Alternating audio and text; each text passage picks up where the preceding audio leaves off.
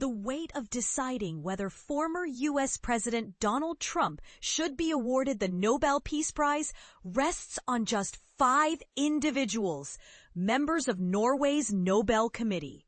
These 5 figures will determine if Trump secures the prestigious award that recognizes unparalleled efforts in promoting peace around the globe. But here's where it gets controversial. Trump himself has persistently pushed for the prize, claiming credit for ending multiple wars. Yet the committee's inner deliberations remain a closely guarded secret.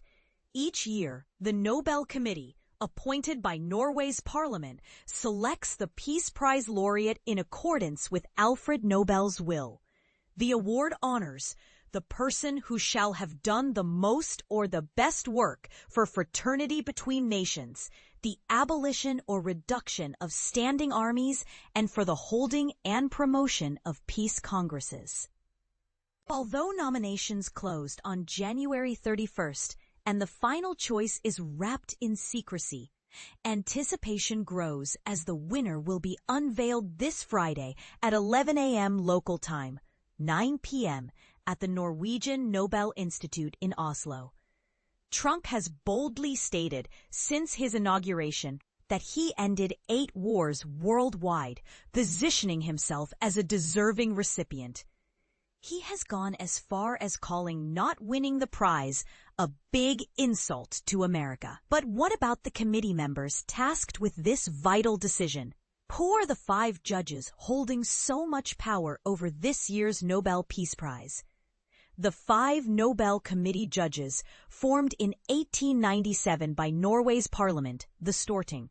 This committee consists of 5 members elected for 6-year terms, with the possibility of re-election. By design, the members represent Norway's political diversity without being sitting parliamentarians. They elect their own leader and deputy, while the director of the Norwegian Nobel Institute acts as their secretary. Here are the individuals shaping this year's decision. Jørgen Watne Fridnes. At 41, he is the youngest ever chairman of the committee, appointed in 2021 for a term through 2026. Fridnes is a human rights advocate with a background at Penn Norway and Médecins Sans Frontières, and has worked extensively with the Norwegian Helsinki Committee. Although officially non-political, Toje's views and presence bring an intellectual and conservative perspective. Anne Enger, a 75-year-old long-serving member reappointed through 2026, Enger transitioned from nursing into politics with the Center Party. She has held multiple high-profile roles, including acting prime minister and county governor. Notably, Enger has led anti-abortion movements, staunchly defending traditional cultural values.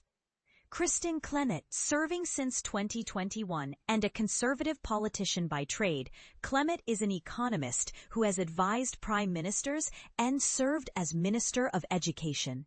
She's openly critical of Trump, warning about his impact on democracy and global order. Gry Larsen, former Labour State Secretary and leader of Care Norway, Larsen advocates for global women's rights. Appointed for 2024 to 2029, she has publicly condemned Trump's reductions in foreign aid and his rhetoric concerning women and human rights. The committee's voting and history.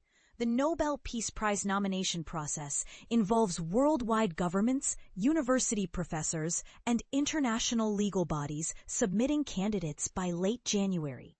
The shortlist is compiled by March, but the committee's discussions and voting remain confidential. Designed to protect the integrity of the process, Fridnes described the intense, sometimes heated debates culminating in consensus decisions, emphasizing the civility despite passionate differences.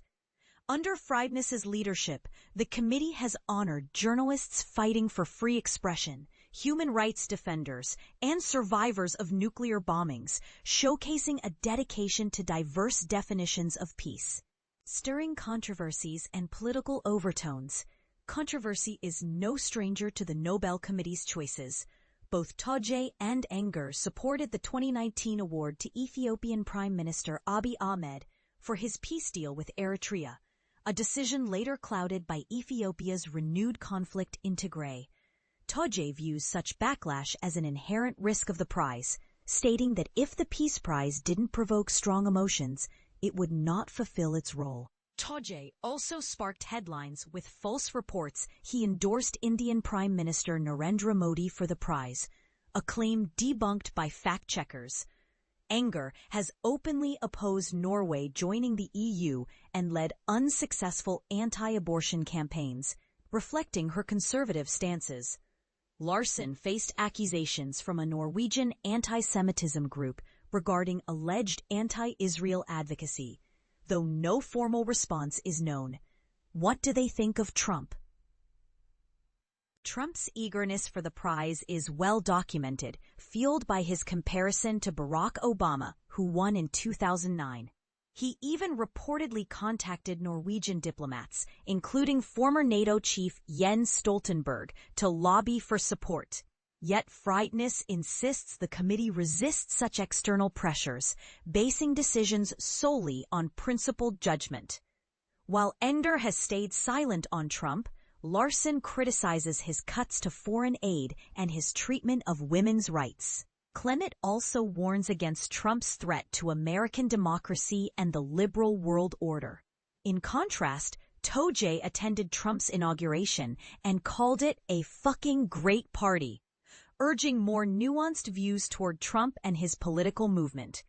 Despite this, he dismisses lobbying attempts as counterproductive, asserting the committee works without outside influence. Facing a challenging year amid global conflict and democratic challenges, Freidness stresses that their work is more important than ever. They feel the world is watching and talking about peace, and they must remain firm and principled. Domestically, concerns persist about how Trump might react if denied the prize, with tensions already manifesting as tariffs on Norwegian exports and criticism over Norway's investment decisions related to companies linked to the Israel-Gaza conflict. Norway's foreign minister clarified that the government does not interfere with the Nobel Committee's autonomy. Other noteworthy candidates. This year, 338 nominations were received, with 244 individuals and 94 organizations in the running. Due to rules, the committee neither confirms nor denies nominee names, though media speculation abounds. Top contenders include Sudan's emergency response rooms, a grassroots volunteer group providing vital aid amidst civil war, and Yulia Navalnaya, widow of imprisoned Russian opposition figure Alexei Navalny. Betting odds favor both Trump and the Sudanese group. Experts like Nina Greger of the Peace Research Institute Oslo highlight the value of honoring humanitarian efforts like those of Sudan's volunteers, emphasizing the power of everyday citizens to deliver life-saving aid during conflict. She also praises the Committee to Protect Journalists, noting how press freedom is critical to democracy and peace. Final thoughts. Here's the part most people miss. The Nobel Peace Prize is not just a celebration, but a complex, often contentious judgment on global politics, human rights, and the very definition of peace. Does Trump truly deserve it? Or should grassroots humanitarian efforts be the rightful recipients? These questions ignite passionate debate. What do you think? Should the prize go to a world leader with polarizing policies or honor those risking everything on the ground? Share your thoughts below and join the global conversation on what peace truly means today.